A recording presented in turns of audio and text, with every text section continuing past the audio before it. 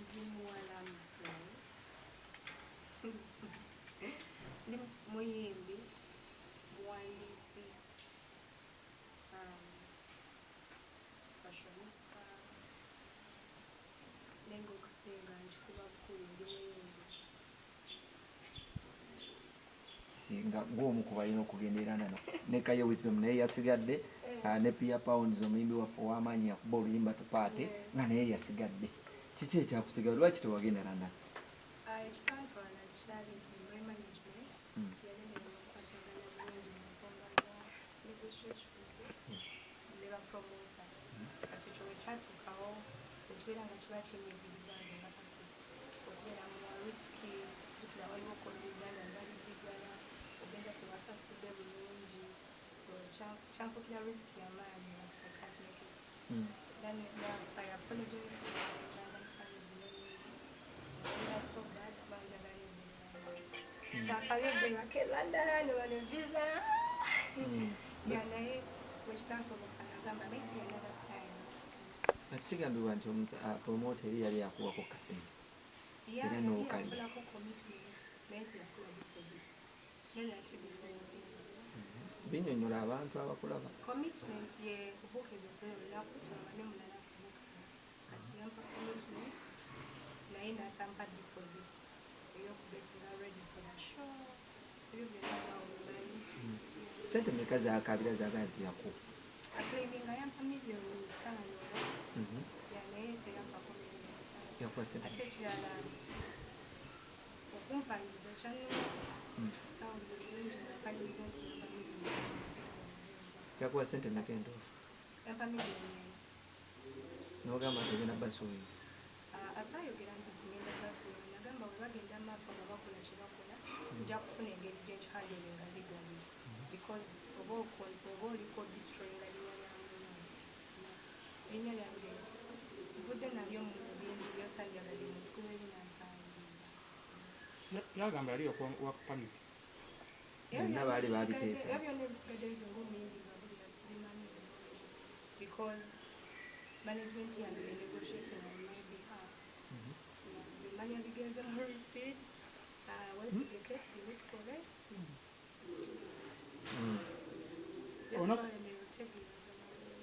olunaku lwolwo olinnya ennyo bwebakubira essimu nobagamba okyanoonya ngoye anti omuntu tomusasudde bulungi ssente ate omukubira ku lunaku lwennyini eryokugenda nti oliwa njagala kukuma I'm telling you no I cannot come because ekisooka byonna sinabakuteeka ssente zolina okunsasula zezina ate sigenda genda kuyimba nga ndiwerere ku show sikyo kuba nina okwambala nendabika nga brand yange kyegamba ekitiibwa nange mu maaga gwange. Si ekyakulemesa ekituufu nti wali toweetegese nga it was about money ebisinga babyogerawe batyo because baagala erinnya lyange lyonooneke okitegeera baagala erinnya lyange lyonooneke abantu baleme nga omuwala atali but abafaani bange bakitegeera bamanye ekituufu because siri mubi singa nali singa nekweka sandibadde wano leero nandibadde mbeekweka because wabawo ekyokweka but I'm honest ekyabaawo kyali kikwatagana ku nsonga ya payment sobola kutambula ngenda paka London nga ate oba tonsasudde sakwata ku sente zange zesitalina ate ntandika okuteeka mu shoyo kitegeera kati bamuddiza kye yali akuwadde commitment fee tebamukuddiza because kati show ze nali nina okubeerako zonna ku lunaku zonna zaafa kitegeera I missed out on those shows nembera nga sobola kugenda kuyimba wala because somebody booked me. So kati Pia Pounds essaawa zino bw'oba omwetaaga wa ssente ennameka? Siri so sure about the money honestly because since azisala since azisala naye siri I'm not here because of money siri kuyimba wano because njagala nnyo ssente era my purpose in music si ssente my purpose in music is Katonda nnyimuse nange nyimusaala kati ekya ssente it's not my first priority sikulembeza nekya ssente ng'oyagala okulabika obulungi ate okulabika obulungi kwa ssente okulabika obulungi tekitegeeza nti nno weteekamu nnyo ssente okulabika bulungi kitegeeza weefaako. Promota agamba mbu watuuka ekiseera n'omusaba Krista Hotel nti bemu byakulemesa. Ebyo byonna honestly boogera siituufu. Singa bibadde bituufu byandibaddeko ne credibility bitambulirako oba proof yabyo. Tekitegeeza bakulazeyo proof naye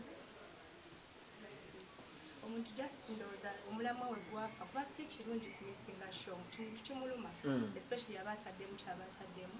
It's not a good thing kiba tekikola mu bizinesi ye naye naffe kyali kyetukolera mu bizinesi yaffe okwekomitinga okugenda enda batibwa tusasula sekola. Ekivulu ky'eranda kirabikanga ekiri mu kwonoona erinnya lyo. Omuntu wali mulambuludde omuntu ayagala andi kati omuntu ajja tuukawo yeesikemu agambe Pia kuba oli ayogera alaga waliwo ensonga ezagganda. Kati Pia nga omuntu akwetaaze mu bulambulukufu aba alina kuba na bisaanizo ki okulaba nga akutwala. Bayinza okugamba naawe bakuwa akasente n'obula. Chosen Becky yaddukako ate nali ngenda kubeera ne Chosen Becky on that show.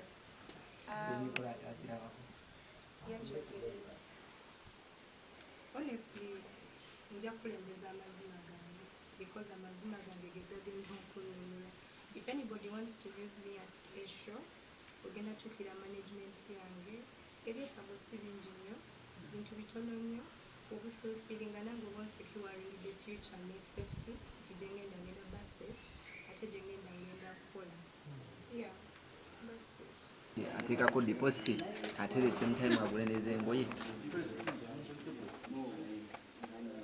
Amazima go gadi ojasooka kitegeerako kitegeera. Abantu bwe baagala okukitegeera nze nkitegeera. Mbuuliza abantu. Nkubuulireko omuntu aba takimanyi abatagenda kitegeera. Nange nakugambye olabukinga ng'omuyimbi bagende mulagana nti bagenda kusasula $1,500,000. Kati promota asooka nakuwako deposit ebooking olwolunaku then namala nakuwa kye bayita 80%. Okitegeere kati 80% omuyimbi yemuyamba okwetegekera show ya promota. For example, okufuna engoye, okufuna bino bye tuteeka ku mitwe, bye tuteeka ku njala, n'okufuna probably suitcases ezitutwala just getting ready for the show. Nga mu show z'e Kampala we bagamba nti bakusasula, ze bakusasuddemu z'oteeka mu show yaabwe ekitegeeza. So the 80% tebagisasula, kubagala ebisasula nga tetusobola getting ready. But of course bo balina engeri gye bakibagamba oba tokimanyi bulungi you will end up misinterpreting it. Ate ekigambibwa nti wali oyagala genda ne manager awo nga bo baagala temugenda. Of course nali omuyimbi yenna agambira ne manager Ate bwali ki?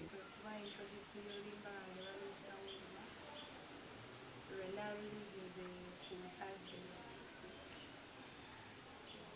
Agala mulumanyeko muveewo nga mupreachinga gospel yalwo nga mulutegedde bulungi kye lutegeeza ne meaning yalwo ne lwaki nasazeewo dublokinga ne this time of the year.